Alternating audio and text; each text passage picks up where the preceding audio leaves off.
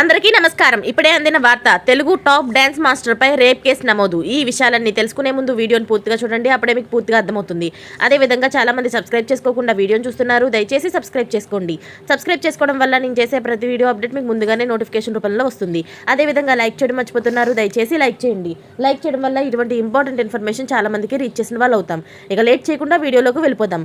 ప్రముఖ choreographer Johnny master వివాదంలో చిక్కుకున్నారు. అతను గత కొద్ది కాలంగా తన మీద లైంగిక వేధింపులకు పాల్పడుతున్నట్లు మరో మహిళ కొరియోగ్రాఫర్ 21 సంవత్సరాల ఆమె పోలీసులకు ఫిర్యాదు చేసింది. ఫిర్యాదు తీసుకున్న రాయదుర్గం పోలీసులు జానీ మాస్టర్పై కేసు నమోదు చేశారు.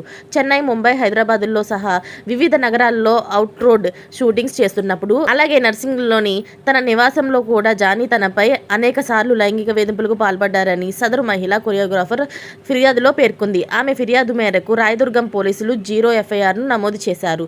తదుపరి విచారణ కోసం నర్సింగి పోలీసులకు కేసును బదిలీ చేశారు. జానీ మాస్టర్పై ఐపీసీ సెక్షన్ 376 రేప్ కేసు, అలాగే క్రిమినల్ బెదిరింపు కింద 506 కేసు, అలాగే గాయపరచడం 323 లోని క్లేజ్, అలాగే 2N కింద కేసునైతే నమోదు చేసినట్లు పోలీసులు తెలిపారు. కాగా దక్షిణాదిలో టాప్ కొరియోగ్రాఫర్గా కొనసాగుతున్నప్పుడు జానీ మాస్టర్ టాలీవుడ్తో పాటు బాలీవుడ్, కోలీవుడ్, శాండిల్వుడ్ పరిశ్రమల్లోని స్టార్ హీరోలకు కొరియోగ్రాఫర్గా అందిస్తున్నారు.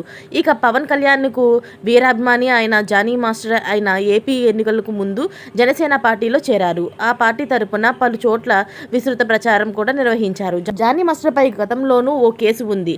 2015లో ఓ కాలేజీలో మహిళపై దాడి చేసిన కేసులో 2019లో మేడ్చల్ కోర్టు ఆయనకు 6 నెలలు జైలు శిక్ష విధించింది. తాజాగా మహిళా కొరియోగ్రాఫర్ ఫిర్యాదు మేరకు జానీ మాస్టర్పై కేసు బుక్ అయింది. ప్రస్తుతం జానీ మాస్టర్పై కేసు నమోదు చేసిన పోలీసులు ఏ క్షణమైనా అతన్ని అరెస్ట్ చేసే అవకాశాలు ఉన్నట్లు తెలుస్తుంది. మరి ఈ సంచలన ఆరోపణలపై జానీ మాస్టర్ ఎలా స్పందిస్తారో చూడాలి. ఈ కేసు గురించి మరిన్ని వివరాలు తెలియాల్సి ఉంది. ఇలాంటి లేటెస్ట్ అప్డేట్స్ అన్ని మీరు ముందుగానే పొందాలి అనుకుంటే ఛానల్ని సబ్స్క్రైబ్ చేసుకోండి. అలాగే పక్కనే ఉన్న గంట సింబల్ని క్లిక్ చేయడం మర్చిపోకండి. Thanks for watching friends.